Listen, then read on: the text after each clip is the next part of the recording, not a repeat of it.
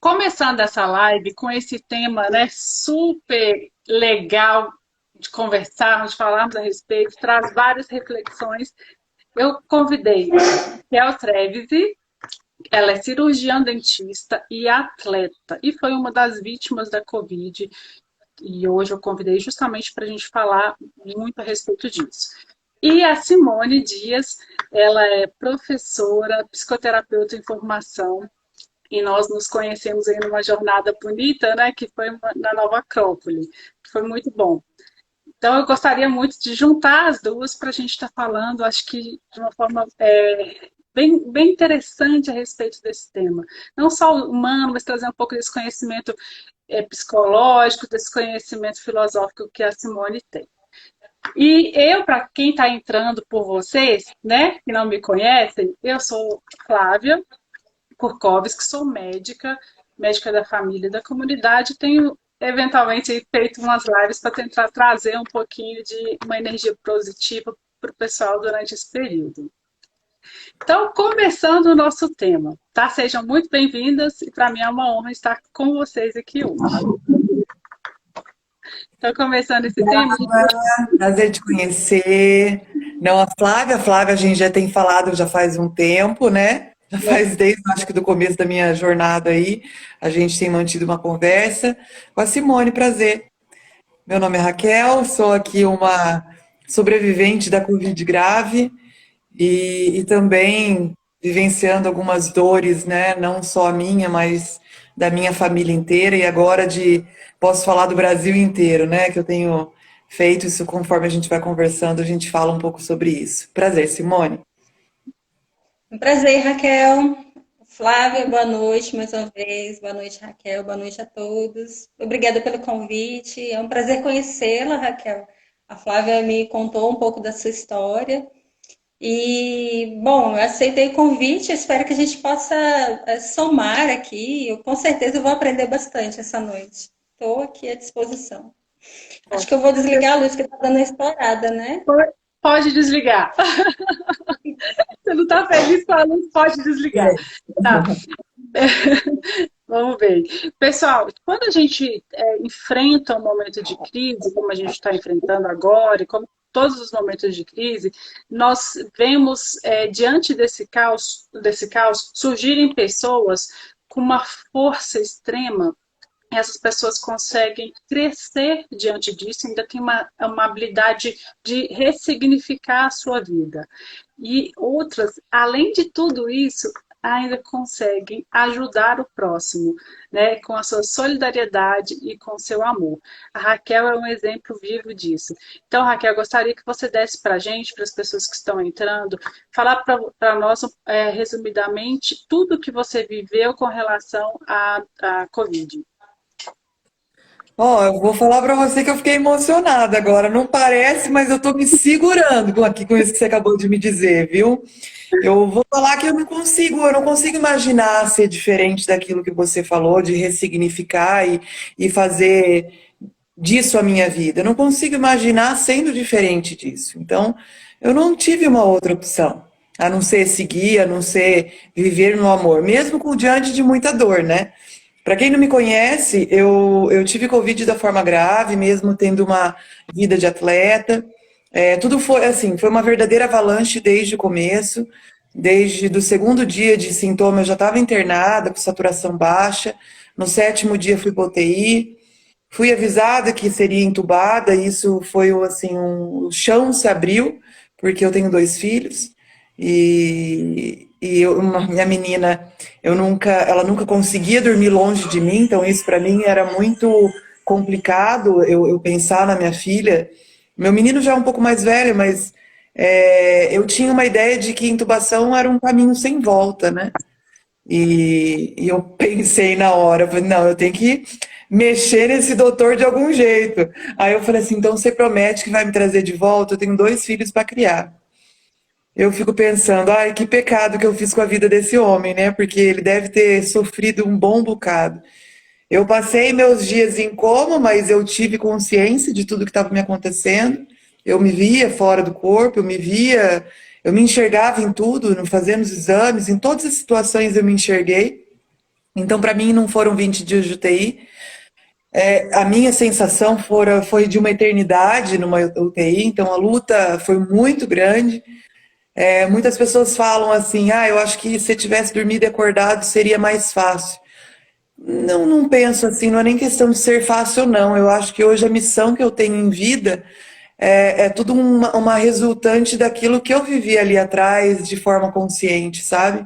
Me fez analisar muita coisa ali dentro, mesmo estando imóvel, né? Porque eu não me mexia, eu era completamente manipulável pelas pessoas. E assim, eu estava nas mãos de Deus mesmo, não tinha muito o que fazer. E eu saí de um quadro bem difícil da UTI, uma coisa que nunca ninguém esperava, eu até hoje, eu trabalhando com tantas vítimas da Covid, eu já vi casos muito graves, eu já vi casos mais graves do que o meu, AVC, amputação, coisas bem graves mesmo, parada, mas que saiu num quadro sem movimento algum, eu nunca vi. Eu não saí com movimento algum, e não era uma síndrome de Guillain-Barré, porque eu não tinha mesmo nenhum tipo de movimento. Eu nem sei se existe esse termo, você que é médica vai saber falar. Eu falo que eu saí de um quadro de tetraplegia temporária, porque era assim que eu ficava. Eu não mexia absolutamente nada, nada. E, enfim, então eu tive, desde antes, lá do começo da pandemia, eu fui tocada de uma forma muito grande em querer ajudar essas pessoas que passavam pelo aquilo que eu estava passando. Só que eu não sabia como fazer. Então eu vivia muito. Eu tive época que eu e minha mãe e minha irmã, a gente fazia marmita, fomos entregar na rua, e a gente tentava, sabe? Eu sabia que um propósito muito grande tinha na minha vida, mas eu não sabia o que era. Eu sabia que algo aconteceria, não sabia exatamente o que. Isso, de fato, eu nunca imaginei acontecer na minha vida, né? Ninguém imagina. E diante da minha idade, vida saudável e tudo mais, passaria no máximo um quadro moderado de Covid, né? Mas não um quadro tão grave com tantas complicações. E complicação no sentido também de trombose, braço e perna, mesmo fazendo uso de anticoagulante. Então a gente fica numa verdadeira roleta russa. E você ficar numa roleta russa consciente é muito difícil.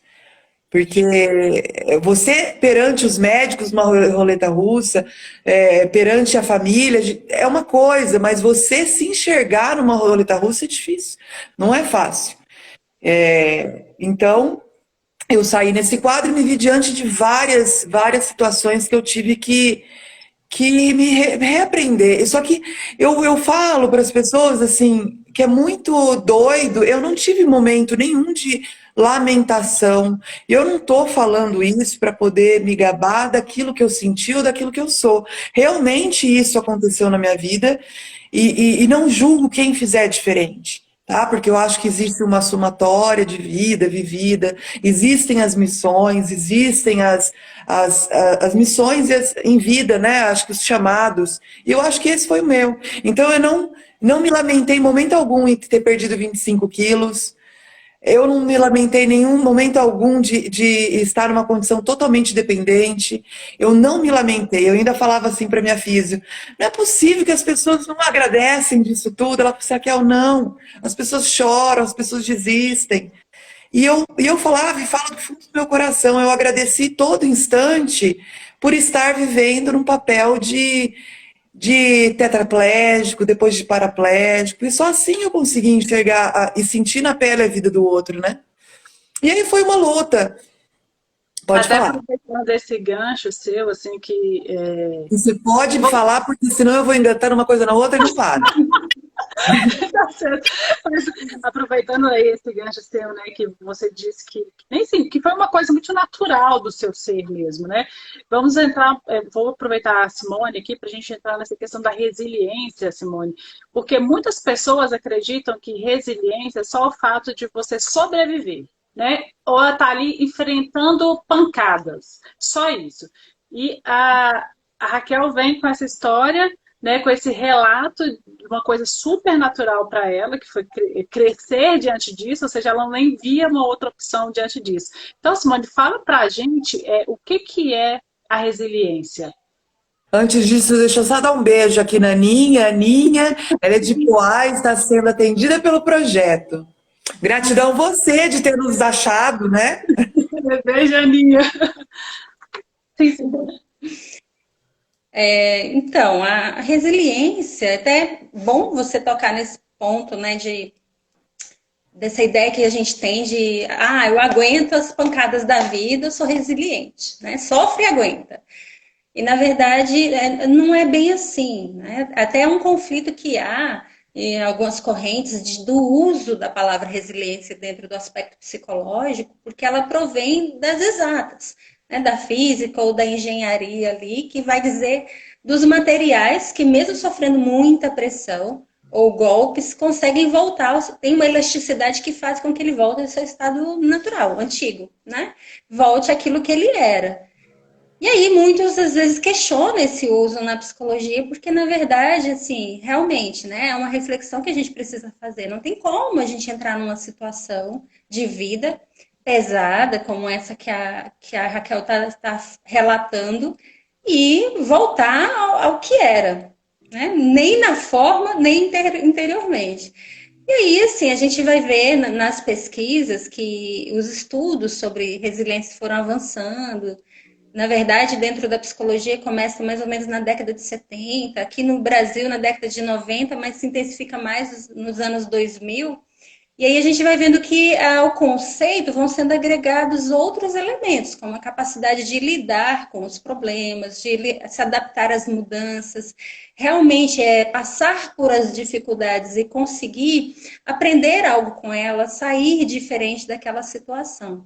Ou seja, é como se a gente saísse daquela condição daquele que suporta, né, que aguenta as coisas, para ir aos poucos e passar pela situação, aprender com a situação e agora sair transformado. Ou seja, sair renovado. Então, a ideia de resiliência hoje, que é bastante utilizada também na psicologia, especialmente na psicologia positiva, eu creio, ela traz um pouco disso, né? Essa capacidade não só de sofrer os golpes e voltar ao estado natural, mas ser capaz de transformar.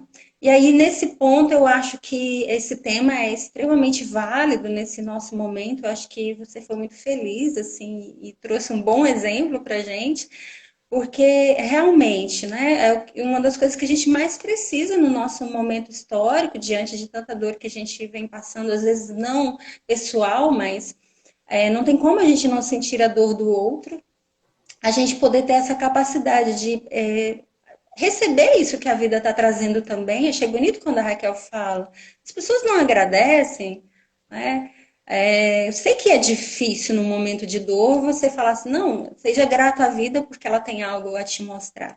Mas essa é uma postura que faz com que a gente possa passar por uma determinada situação e não só sobreviver, mas sair transformado, sair melhor, né? Gratidão é essencial. Achei muito bacana essa fala dela. Eu acredito assim, tem muita gente que ainda falam para mim, você vai conseguir ser como era antes. Eu falo, não, e nem almejo ser o que eu era, né? Eu não faço.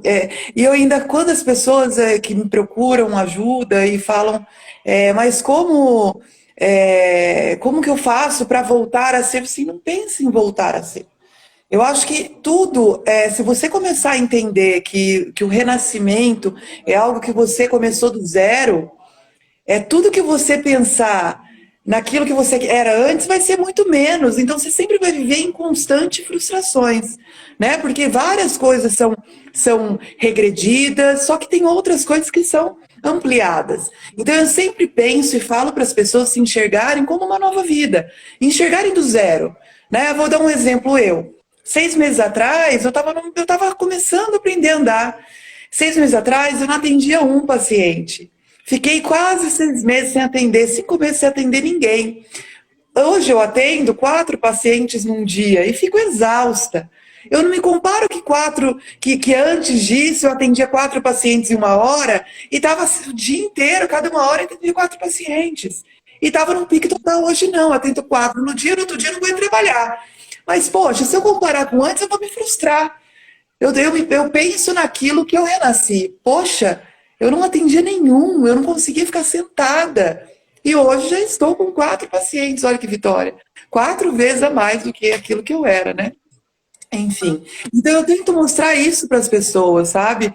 E que as dores acontecem. Eu acho que a pandemia está aí para mostrar que, de uma forma muito explícita, que as dores acontecem e sempre existiram. As perdas sempre existiram.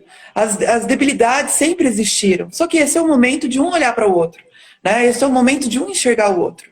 Eu tive uma perda muito grande diante da minha recuperação, que foi a perda do meu pai. Meu pai faleceu dia 11 de janeiro, foi uma luta do grande amor da minha vida. Eu tenho isso, sangra no meu peito toda vez que eu falo dele. É triste, mas eu consigo viver o amor mesmo diante da dor. Né? E a gente pode ser o amparo, mesmo diante de tanto sofrimento, a gente pode ser luz na vida de alguém e na nossa própria vida. Nossa, fantástico esse relato. Você falando aí da Simone, da física, eu até tinha trouxe o fio aqui do telefone, que era para mostrar isso, né? Que a capacidade a gente puxa, quando a gente solta, teoricamente teria que voltar ao normal. E aqui até achei uma parte que não está normal, que a gente chegaria um pouquinho próximo aí do ser humano, Você né? ainda tem um telefone com fio, é isso? Imagina. Mas, Adorei, Flávia, adorei o exemplo. mas assim, o ser humano, então, ele, de fato, ele não vai voltar ao normal, mas ele pode sim voltar muito melhor, né? E a gente vai carregar todas essas cicatrizes, essas questões, essas dores que nos fazem transformar, sermos mais fortes, inclusive a partir deste momento saber lidar melhor com as demais adversidades da vida. E as pessoas, Simone, elas reagem de forma diferente, né? A gente tem a Raquel com essa força tremenda, né? A gente já vê que é uma pessoa, não sei se a gente pode dizer espiritualmente desenvolvido, né? Mas é uma pessoa que se você já tem essa sensibilidade mais aflorada e não teve aquela dificuldade de saber qual caminho seguir, né? Porque a pessoa pode, ou ela pode ficar estagnada, ou ela pode de fato vir a ressurgir das cinzas igual uma fênix. Então, Simone, fala pra gente. Simone, não, desculpa. Não, Simone, sim, desculpa. Fala pra gente quais são as características da pessoa que, para ter essa resiliência, a gente consegue identificar isso em qualquer um, ou a partir de alguma uma adversidade, essa pessoa também pode descobrir que tem uma força que não tinha anteriormente. As adversidades, que a gente poderia chamar também de provas da vida, né? As dificuldades que a gente passa, na verdade, são presentes que a vida dá para a gente, para que a gente possa aprender com ela e assim crescer. Se a gente olhasse dessa forma, talvez a vida ficaria um pouco mais leve. Mas, enfim, as adversidades, elas vão falar muito de nós mesmos, porque ela vai mostrar como que a gente vai reagir a elas. Né? Hoje você trouxe um grande exemplo, que é da Raquel. Outras pessoas, às vezes, não vão ter essa mesma estrutura psicológica, eu diria, para lidar com essas situações, certo? Quando a gente vai pesquisar esse assunto, esse tema, normalmente vem uma série de características que uma pessoa resiliente deve ter, que aí eu achei o máximo, porque assim, são muitas, né? Que é otimismo, é paciência, calma, inteligência emocional, saber lidar com, que seria isso, saber lidar com as emoções, né? Empatia, eu falei assim, pronto, é quase um Deus, né? E aí, nessas horas, é hora que a gente pode desanimar de querer ser resiliente, porque imagina, ter uma autoestima equilibrada, não cair nem na inferioridade nem na superioridade, ter calma diante das situações, com essa mídia do jeito que é. Então, assim, são elementos que é isso mesmo, né? A resiliência é uma capacidade que agrega, que junto com ela vem uma série de outras virtudes para que a gente tenha. E aí, eu, na verdade, queria trazer, assim, que a conquista desse ser resiliente, ele perpassa pela nossa formação interior, que eu acho que é uma formação humana. Que se eu trabalho essa formação interior, se eu trabalho essa formação humana, se eu desperto esses elementos que são próprios do ser humano, que eu chamaria de virtudes, naturalmente eu vou aí na conquista dessa resiliência, porque eu vou conquistando os outros elementos, o otimismo, a capacidade de ver a vida de forma positiva, e por aí vai. Então eu diria, né? Talvez três características que eu trouxe, né, que não estão nas pesquisas sobre resiliência, mas que eu quis trazer, que ajudaria as outras, que seria, ao meu ver, né, acreditar na vida. A vida é uma grande mestra, né? A gente tem várias tradições que vão trazer, vai trazer isso como um ensinamento. A vida, ela não existe, as coisas da nossa vida não existem ao acaso. Tudo tem um propósito, tudo tem um porquê. Né? Na tradição oriental tem a lei do karma, que eles trabalham muito essa ideia. E a gente ocidental às vezes entende o karma como um castigo, algo pesado. Poxa, agora eu vou sofrer. E, na verdade, é uma retribuição. É uma lei de retribuição, que vai dizer o quê? Das minhas ações. Então, tudo que vai acontecer, de alguma forma, está ali na minha vida para que eu aprenda alguma coisa, para que eu cresça com aquilo, para me ensinar algo. Então, acreditar na vida, não perder essa fé na vida. Aí, o segundo ponto seria ter flexibilidade. A vida, ela não é rígida. Não é? A gente, às vezes, age de forma rígida. Não, eu quero crescer, fazer faculdade, arrumar um emprego, tudo vai dar certo, um bom emprego, um ótimo casamento, um ótimo isso, aquela listinha, né, para ser feliz. E no meio do caminho acontece tanta coisa. E aí, se eu criei essa listinha como parâmetro de felicidade, a hora que acontece um imprevisto dramático como esse, por exemplo, de uma doença, e aí? É como se eu perdesse os pilares da minha vida. E aí, onde eu coloco? Onde eu coloco a minha felicidade? Então, a vida não é rígida, não lembra? Não tem um Lavoisier? Na vida, nada se cria, nada se perde, tudo se transforma. Está tudo em constante transformação. Se eu entro na vida de maneira flexível, eu sou capaz de aprender com ela. Já repararam que a gente sofre mais com os problemas porque a gente normalmente não os aceita. Ele vem e a gente fica lá 2 semanas. Não mereço. O dia que a gente resolve, fala, vou resolver, eu aceito o problema e eu começo a resolver. Jung, um psicanalista suíço do século passado, ele analisa a psique a partir de um viés mais simbólico. E ele tem uma frase que eu gosto muito, que ele fala que se a gente não aprende com a experiência, o universo inteiro vai se comprometer em trazê-la de volta para a nossa vida, para que a gente aprenda. Então, economiza o universo, né, gente? E o último ponto seria, eu anotei aqui, o último ponto, já tá muita coisa? Eu posso passar, porque senão eu falo demais, gente. A Raquel estava preocupada de falar demais, mas Eu vou ter que ficar com as plaquinhas aqui, ó. Vez de uma, vez de outra. eu tenho as heranças, Raquel, de professora. Se deixar, eu saio falando assim, ó. Então, eu quero aproveitar, Simone, eu quero aproveitar o seu gancho aí, quando você falou também da questão de acreditar na vida, né?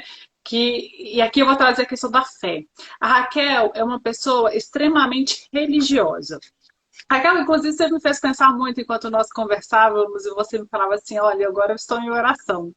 Nossa, aquilo mexeu comigo de uma forma muito interessante, sabe? Muito boa, assim, de sentir, inclusive de trazer essa fé novamente, né, para os sentimentos, para o coração, alimentar o coração. Foi muito bonito. Então, ela é uma pessoa muito religiosa e que alimenta, portanto, a sua alma. E uma pessoa atleta, que alimenta o seu corpo. Porque para mim a atividade física é algo que te fortalece diariamente, né? Que a gente vê que cada dia a gente pode um pouquinho mais, a gente aguenta um pouquinho mais. E inclusive na atividade física, que eu sei que você fazia na CrossFit, a gente até quer dor, né? Então tem até esse paradoxo com a vida.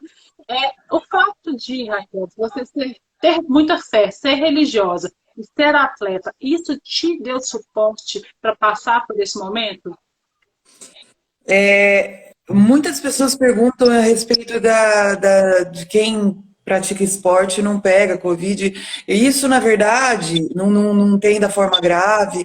Eu falo que isso não tem absolutamente nada a ver. Porém, sair da situação que eu saí... Essa foi a pergunta.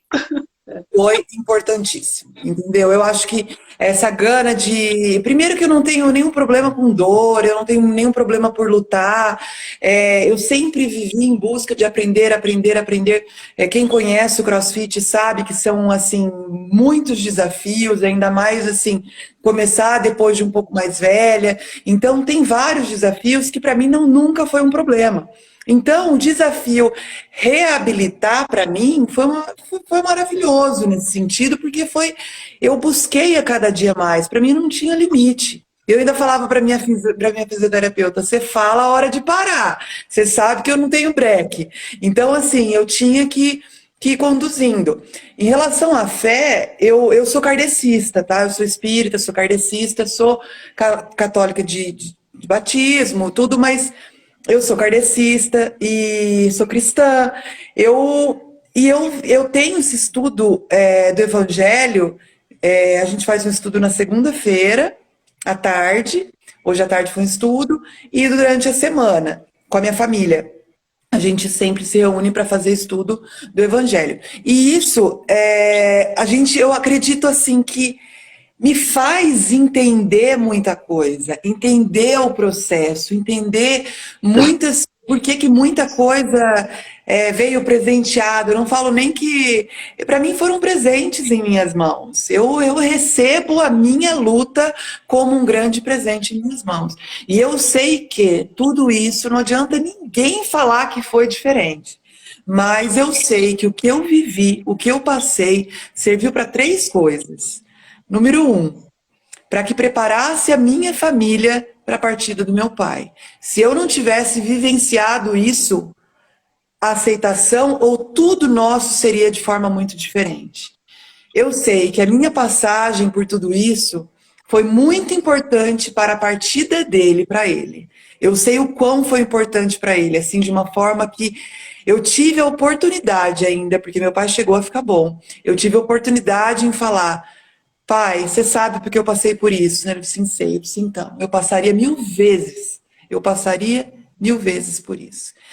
E número três, eu sei que tudo isso caiu em minhas mãos para hoje fazer. O que eu estou fazendo, eu falo que na verdade não sou eu fui a semente. A minha história foi a semente de um projeto, de um processo que hoje tem trabalhado na vida de muitas famílias. Então, como é que eu vou reclamar disso, Flávio? Como é que eu vou falar que eu vivo em dores e sofrimento? Olha cada coisa maravilhosa que eu tenho vivido. E as pessoas, inclusive, né, Raquel e Simone, eu não sei se vocês concordam, elas também confundem, acham que a pessoa que é resiliente, ela não sente as dores do mundo, e não é isso. Né? A pessoa, inclusive, ela é tão sensível que sim, ela sente a dor do mundo e é por meio dessa dor que ela utiliza como ferramenta para o crescimento. Então tem um pouquinho dessa confusão. E você me trouxe um pensamento aqui, que é a minha próxima pergunta para Simone, porque você falou que por meio de todas essas questões, esses fatos que te ocorreram, você utilizou, né? Eu não sei se antes você tinha alguma ideia de ter algum tipo de projeto para algo que não fosse Covid, mas ele bateu em você e você veio com um projeto com vida para ajudar os pacientes, né, que não têm condições de enfrentar a Covid como você teve.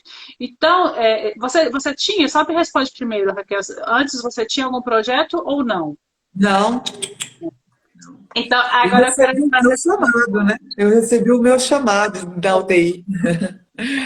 E é nessa questão que eu quero entrar, Simone, porque para ter resiliência, a gente precisa de ter um sentido de vida. Eu acho fundamental, eu acho bacana você abordar esse ponto, porque eu acho que para tudo a gente precisa ter um sentido de vida. Eu acho que esse é um tema que vai direcionar o que vamos ser enquanto seres humanos.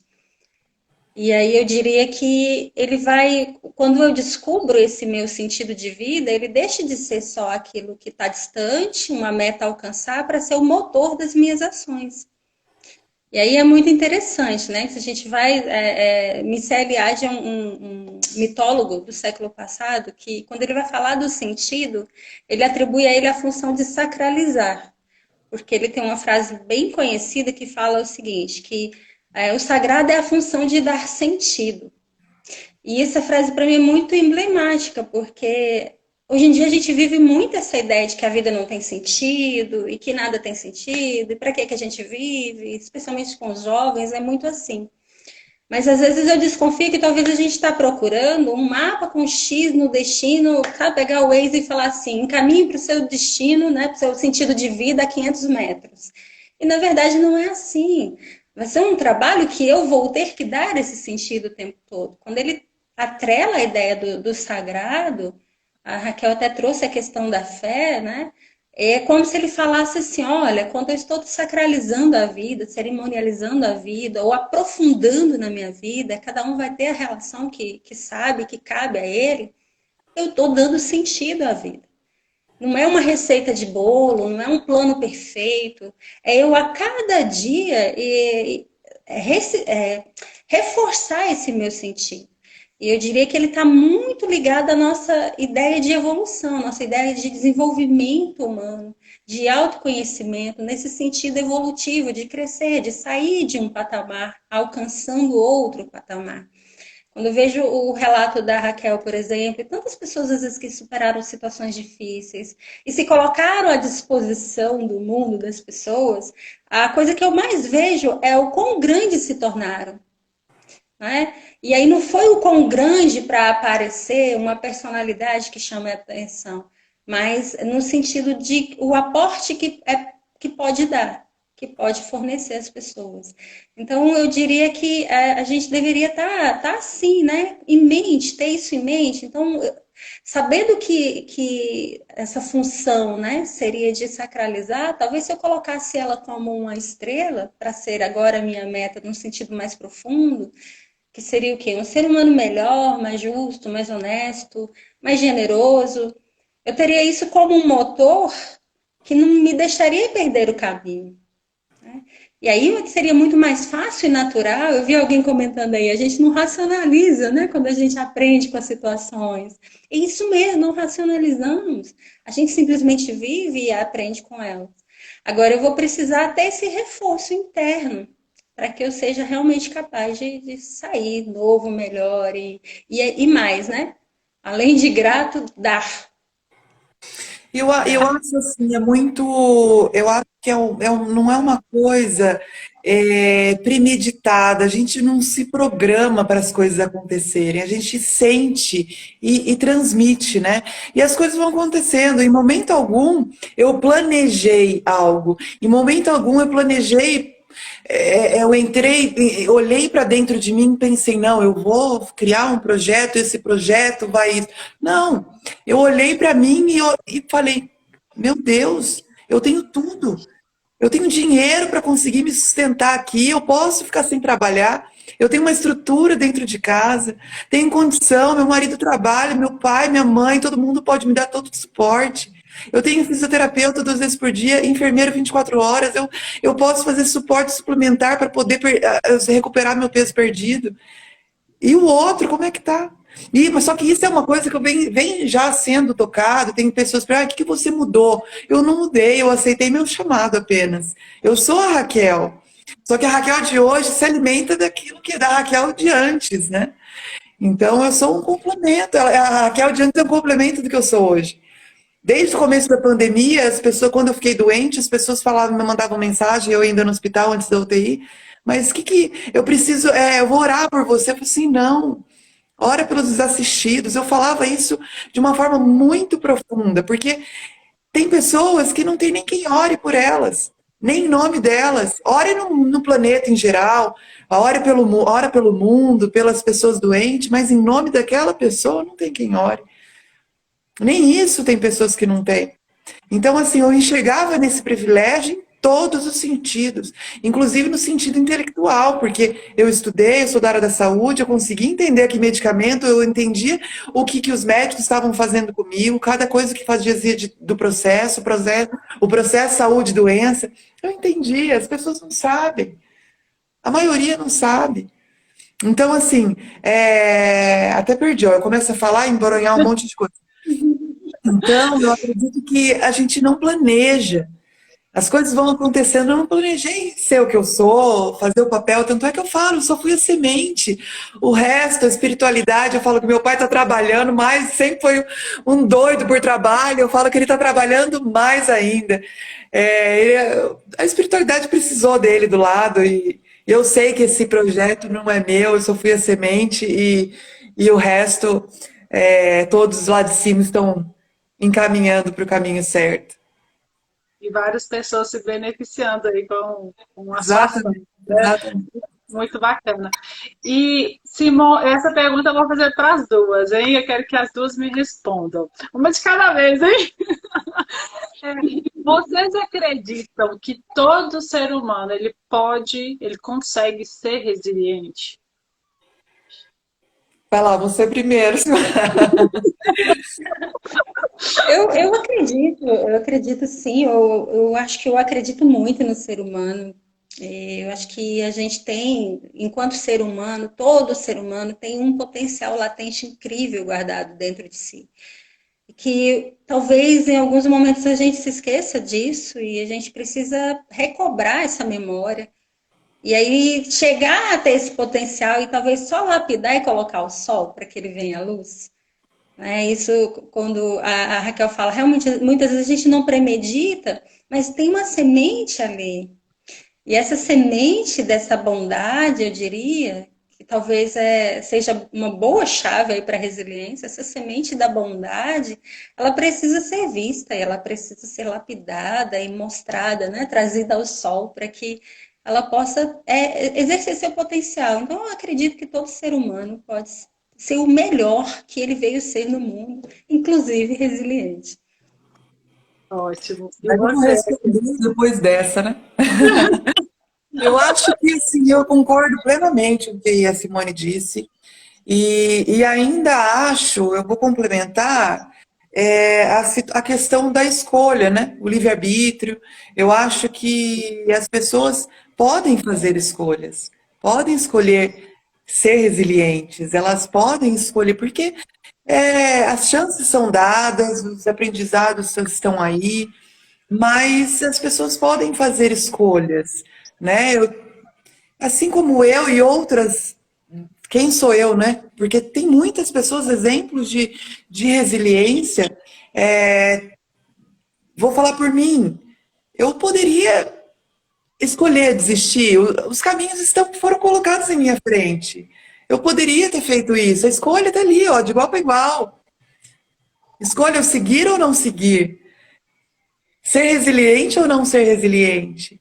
A escolha foi minha. A luta é grande, mas a luta para outro caminho também é grande. Só basta você decidir por esse caminho, né? Então eu acredito muito no livre-arbítrio, que pelo Espiritismo fala muito do livre-arbítrio, e a gente pode, né? Agora basta a gente querer, buscar lá no íntimo, né? Eu posso enxergar a vida do meu pai, a morte do meu pai como um fim. Eu nunca imaginei eu sem meu pai. Eu olhava assim e falava assim, meu Deus, meu pai tem 72 anos. Eu pensava antes dele adoecer. Eu pensei, assim, meu Deus, será que eu vou aguentar 20 anos, só mais 20 anos com meu pai? O que vai ser depois de 20 anos? É muito pouco tempo, 20 anos. Eu pensava, né? Eu calculava assim, eu falava assim, meu Deus, meu filho tá com 15, ele vai ter 35. Não, peraí, eu pensava assim, né? É muito pouco tempo ainda com meu pai. Eu não imaginava isso. E meu pai foi embora. Só que eu entendo como uma passagem. Eu entendo e sinto meu pai muito presente. Eu sinto ele muito grandioso em mim, em minha vida. E a gente pode escolher nesse sentido a resiliência também. Entender isso como uma morte, como um fim. Como a gente pode entender como uma passagem, como um outro nível, um outro processo da vida, né? É lidando realmente com as dores, né? Sim, Em todo o seu aspecto. Eu acho também que as pessoas, vou dar minha opinião agora, né? agora você, Bê. Mas eu acho que as pessoas podem, você colocou essa questão muito bem, Raquel, falando que tem que querer, né? Para dar um parto, né? Para dar à luz a um bebê, a gente tem que estar grávido. Então a gente tem que estar grávido de vontade de crescer. A gente não cresce sem essa essa vontade, essa chaminha, né? Então, e outro detalhe que eu acho muito importante, que a Simone disse assim, parece que está muito próximo de Deus, né? Ter toda essa resiliência em todos os aspectos. E nós, como seres humanos, a gente pode não ser resiliente em um ponto, mas ser em outro. Então, a gente descobrir isso já é uma grande chance de melhorar. Então, se eu tenho problema, por exemplo, em lidar com opinião alheia, eu tenho que enfrentar isso, né? Mas é querer. Se você não quer, você vai continuar na inércia, até mesmo porque a inércia, ela não exige essa energia, né? A gente não gasta tanta energia, não frita tantos os miolos e mexe tanto com as emoções. E, bom, eu não sei, Simone, se você quer acrescentar mais alguma coisa, né, a esse aspecto. Não, não, tá ótimo. Esse é um ponto extremamente importante mesmo, a escolha e que eu falava em relação à formação, né? Quando eu falo dessa formação humana interior, ela é individual e voluntária. Ela não vai acontecer porque algo externo veio, me chamou a atenção e me pediu e me obrigou. Eu vou precisar fazer isso por uma condição de autodesenvolvimento mesmo. Por isso que eu Então, falo do tá ótimo. sentir, né? Por isso que eu falo do sentir, isso é muito importante. Não é uma coisa que Sim, você premedita, não é uma coisa que você decide e pronto. Alguma coisa tem que tocar aqui dentro, ou tocar o que está sim, em sua volta, né? Então você tem que se permitir sentir. E daquilo que você sentiu, transformar em algo. sim, com certeza. E outra consideração também é que as pessoas não pensarem o seguinte: vou ser resiliente, então agora eu vou criar minha vida, será um parque de diversões, Agora eu tudo tem que decidi ser ser tudo resiliente. feliz. E não é isso, né? Então não confundir, gente. Dor existe, adversidades existem, a vida é assim, desde que a gente já nasce, já vem as dores para crescer um dente, né? Cada um é um E ser único, né? Cada um é um ser único. E não as se exige, nem se frustra porque não conseguiu. Por isso que logo no começo eu falei assim, não julgo quem fizer diferente, né? Porque assim, cada um tem uma história, uma bagagem de vida. Cada um tem suas fraquezas e suas forças, né? Então assim, cada um é um ser único, tem um processo e tem um propósito na vida, né? Eu acho que isso é importantíssimo, cada um e ninguém se julgar e nem se exigir nesse sentido. É. Não, realmente muito, muito bem colocado. Porque cada um tem o seu momento, né? Cada um tem o seu tempo, de fato. E às vezes até não precisa ser uma situação específica, assim, mas a gente também vê o crescimento do outro. A gente pode utilizar isso como uma influência, como admiração, como um método, né? De que quero melhorar também. Acho isso bem importante. E você, por exemplo, Raquel, com toda essa força que você vem colocando e com todo esse amor que você está colocando para o Brasil inteiro, né? Nas televisões aí, é, isso incentiva, sabe? Isso é algo que mexe com o coração da gente. A gente, nossa, porque tem muita gente que fala, de fato, cada um tem a sua dor, a gente não pode, né? Você está falando julgar o outro, porque ninguém sabe o que essa pessoa vive e qual é a sua concepção de vida. Mas eu acho que, assim, lá dentrinho do meu íntimo, eu acho que a gente tem que trabalhar para criar seres humanos um pouco mais fortes também, sabe? Lidar mais de frente com essas adversidades da vida. E mostrar para as pessoas, né? Que tem. Às vezes a gente chora assim por pouca coisa, sabe? E tem outras pessoas que, gente, olha, você dentro do problema que você teve com a Covid, estava ali naquele processo de recuperação, você ainda perde o pai. Tem gente que está perdendo a família, né? Então, eu acho que tem, assim, é dor demais. E tem como comparar, às vezes, sabe, com algumas determinadas situações. E o outro vai estar ali chorando porque teve Covid, não estou sentindo cheiro, estou perdendo cabelo. Cabelo é importante, cheiro é importante, é muito importante. Mas são dores que a gente eu acho que a gente tem que se basear, às vezes, até para a gente ficar um pouco mais rígido, mais forte diante da vida, sabe? E não cair, né? Porque eu estou no meu mundinho e a minha dor é a minha dor. Eu acho assim, é uma opinião minha que eu venho aprendendo no decorrer da vida. realmente não julgue, espere o momento da pessoa crescer, ofereça aquela ajuda para essa pessoa também crescer, e ela só vai entender quando, né, o processo cair em si. Mas a gente, às vezes, utilizar dessas comparações para a gente ver, nossa, como eu estou sendo ingrato diante da vida, diante de tudo que eu tenho, eu acho que é um pouco válido também. Eu não sei se vocês Eu acho entenderam a que resposta. a gente pode enxergar, eu falo que assim, esses dias eu coloquei uma reflexão minha, eu fiz uma reflexão e eu coloquei num post no Instagram. Pode ser que algumas pessoas não entendam isso, né? Mas foi mais ou menos assim, que a dor do outro é um analgésico para minha dor. E é bem isso, eu vendo tantas famílias, eu vejo família, eu tenho relatos diários. Eu tenho famílias que perderam o pai e a mãe em questão de 20 dias, famílias que perderam o pai, a mãe está internada e dois irmãos também morreram pela Covid. Eu tenho famílias que foram inteirinhas exterminadas por conta da doença. Eu tenho pessoa que eu acolhi, que foram as duas pernas foram amputadas. Então, assim, por conta de uma Covid leve. Então, assim, e sem comorbidade alguma, sabe? Então, eu olho muito para a dor, e eu tento, e às vezes perguntam, como é que você faz? Eu tenho uma imagem muito certa é como se a vida do outro refletisse a minha, assim, sabe? Eu enxergo a vida do outro como um espelho. Sou eu ali. Peraí, o que eu preciso nesse momento? Eu preciso de fisioterapeuta, eu preciso de psicólogo, eu preciso de enfermeiro, eu preciso disso. Eu olho a vida dele como a minha. E daquele jeito eu tento encaixar toda a equipe multidisciplinar, embora muitas pessoas falem, não, é melhor você acolher só na sua região, não, vai dar problema, não importa. Eu hoje até brinco com uma pessoa que cuida do jurídico, né? Eu falo assim, então, o jurídico que se resolva depois, porque eu vou adotar essa família, eu vou ajudar, e acabou.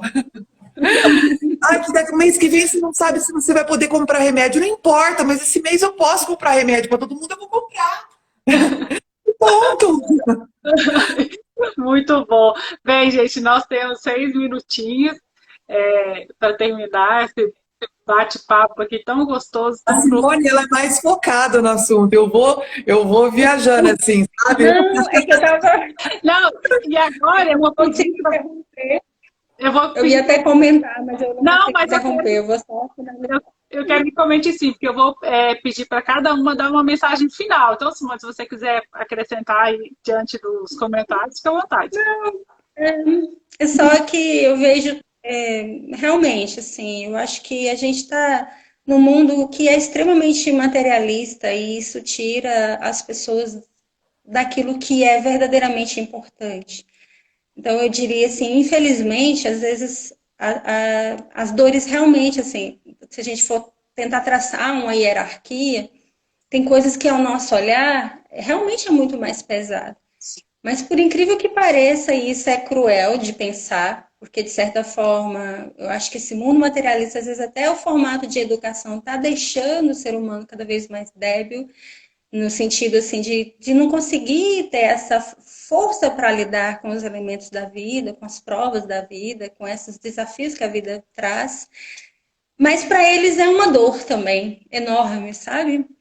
E por isso que eu reforço a ideia de uma formação que ressalte os elementos que são humanos, os valores humanos, o despertar do ser humano, porque aí a gente vai poder ter uma transformação um pouco maior, não só individualmente, mas também na sociedade. Porque aí a gente vai poder fazer com que cada ser humano consiga lidar com as suas dores também. E aí, no final das contas, a gente vai ser naturalmente resiliente, porque a gente vai conseguir dar resposta para as questões da nossa vida, para as questões do mundo, isso, enfim, aprender com a vida. Então, sobre esse aspecto, né, das dores e tal, eu gostaria de falar isso e deixo como mensagem uma ideia de esperança. Eu acho que estamos todos num mundo assim E completamente travou. transformado. Travou. Aí, travou. Travou Simone, volte. Você falou de esperança, continue, porque tu deu uma travadinha. isso. que a gente mantenha a esperança. É que não percamos essa capacidade de acreditar na vida, e que mantenhamos essa esperança de que a vida ela está trazendo algo que vai servir como ensinamento não só para mim, não só para vocês, mas para toda a humanidade. Eu acho que esse brilho a gente não pode perder de maneira alguma. Que acho que ajuda aí nesse dar sentido à vida, ajuda a ressignificar a nossa vida após um trauma, ajuda a gente poder ajudar os outros também. Então, que possamos manter a esperança. Ótimo. E você, Raquel? Eu até vou ler o comentário aqui da Stephanie. Ela primeiro ela tinha comentado, estou saindo dessa live. Eu falei assim, meu Deus do céu, o que a gente falou que teria deixado ela chateada, né? Eu já tava aqui, meu Deus do céu, vou ter que marcar o nome dela para ir lá conversar com ela, porque eu sou assim. E aí ela completou, estou saindo dessa live totalmente diferente.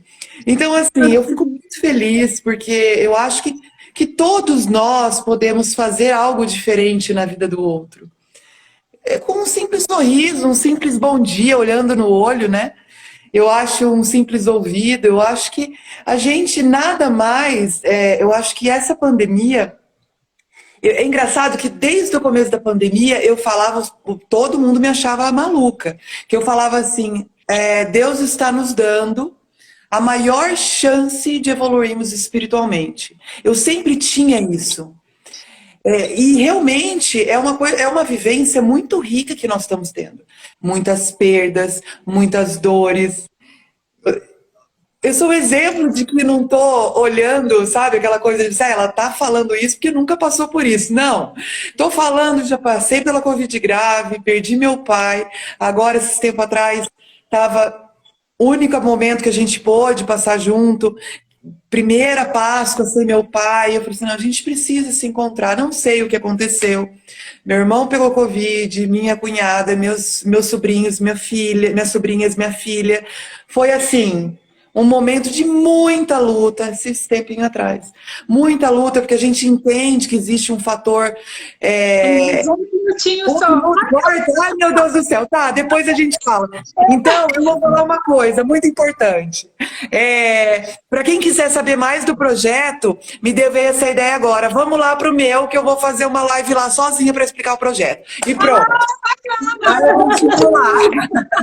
E, gente, eu vou ensinar isso no meu ouvido. Gente, muito obrigada por participarem comigo, dividir essa responsabilidade de falar a respeito de resiliência. Eu quero agradecer aqui hoje, em especial, a Stephanie e a Márcia, que são pessoas que entraram aí durante essa pandemia para estar acrescentando muito na minha vida também, viu, vocês duas. E obrigada a todos que participaram, né, que estão sempre aí conosco. Vamos marcar outra, gente. Vamos marcar outra, que eu sou super fã. Adorei. Não vou agora não, Fábio. Ótimo. Mas muito obrigada, viu? Obrigada, Simone. Você sabe disso, você sempre foi uma luz, né, sempre na minha vida. E aí posso dizer, Raquel, eu falei isso para você, que você tem sido luz. Na minha e na vida também desse Brasil todo, com essa sua experiência, sua solidariedade, demonstração de amor, viu? Obrigada. Então, um beijo para todos. Espero que todos consigamos. Obrigada, adorei.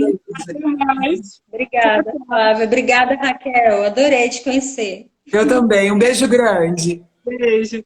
Beijo.